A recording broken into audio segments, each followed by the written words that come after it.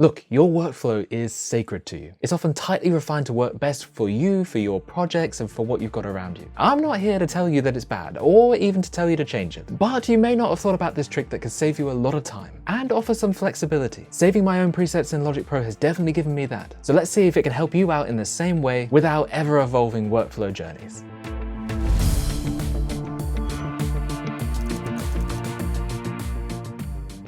Hey, my name is Steve, composer, engineer, and lecturer, and welcome back to the channel. When I'm starting a project, I often find myself doing the same things over and over again at the beginning. Loading the same instruments, loading the same settings, that sort of thing. That's why so many people use templates, and it's such a fantastic idea. When you're working on the same project for a long time, or you're doing the same sort of thing, gives you all the same tools, cuts down time, it's very, very effective. However, saving presets instead, or using them with templates, could actually help your workflow too. Saving presets is basically like saving a template per track. But you get to save it into the Logic Pro library. That way you can save any sound in any project in a particular way with that particular combination of virtual instruments and plugins and all of that jazz, and have it recalled at any time. It's really easy to do. Let's say I had this particular combination, this cool Artura synth, the Jupiter 8, a little bit of stereo spread micro shift, a little bit of delay, a little bit of reverb as well from RAW, and all of this together made a really, really nice sound, and I wanted to keep it.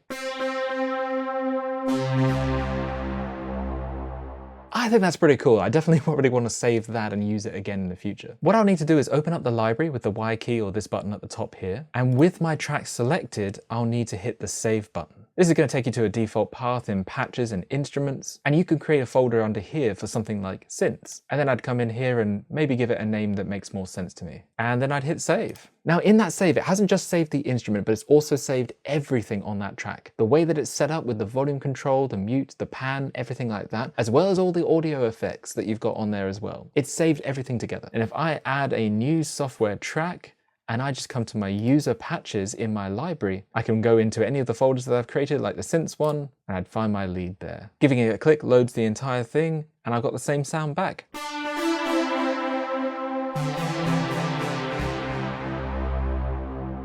Pretty cool, right? So why might this be better than templates? Or how can you use them with templates to make your workflow even better?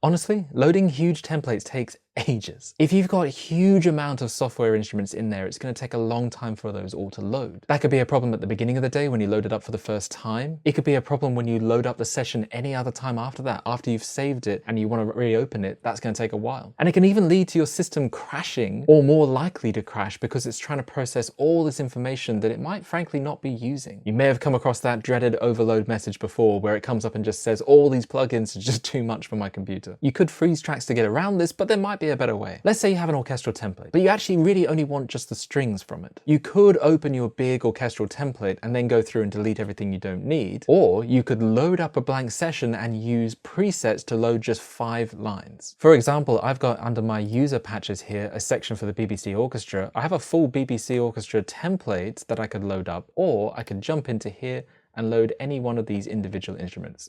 For example, strings violin 1, and when I click on that one there, you can see it loads up the strings violin 1 section, and it's even a summing track because I saved the track and all of the articulations that are saved within that track. A really fast way of just quickly adding in 2 or 3 instruments from presets rather than having to go through and delete a whole bunch of stuff out of a bigger template. This also saves on loading time as well, because when you save and reload that, now you've only got 5 tracks. You don't have this huge template of a bunch of instruments that you're just not using. Now, as I said, I don't just save presets and always use presets. I do have full templates. If I'm loading up an orchestral session, I don't want to use presets and load every individual instrument. That would just take too long. So I've got a full orchestral template to do that. But if I only need the string section, or I want to combine that string section with something else, then this could be a better way. And that leads me on to point 2.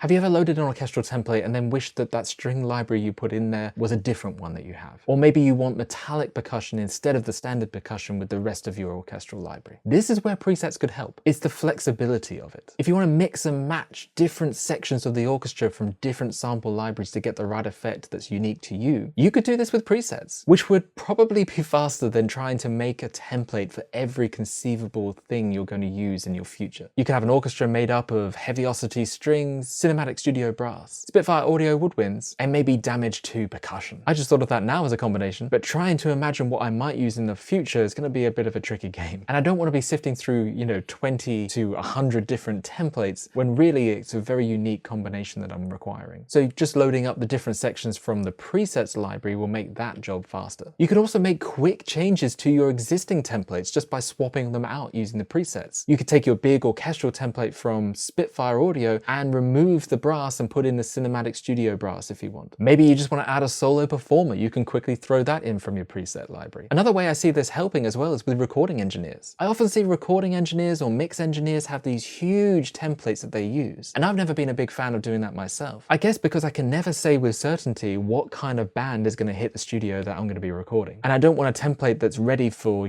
10 double-tracked vocals and multi-tracked guitars and a huge number of toms in the drum kit when a folk duo is just going to walk through the door with a guitar and a voice. So sometimes presets are easier. Things like recording drums, for example, I could have a 20 mic setup saved ready to go and a 6 mic setup saved ready to go. So depending on what I'm using, I could load up those presets rather than having to rely on a standard template that I'd then have to go through and change. I think it could just be faster. Templates and presets are basically the same thing. It's just they're offering a little more flexibility. One's good for one thing, one's good for another thing. So it's really just about what's best for your situation.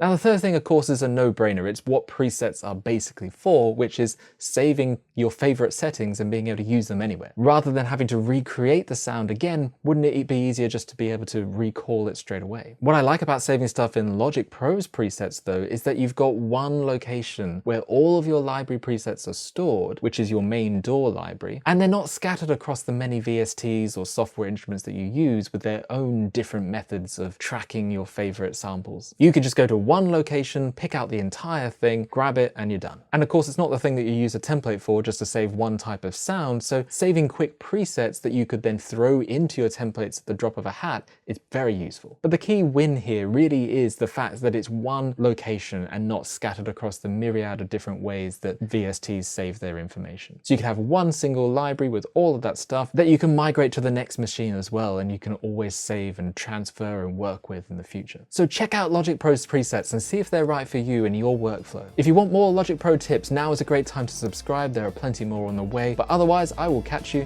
in the next one.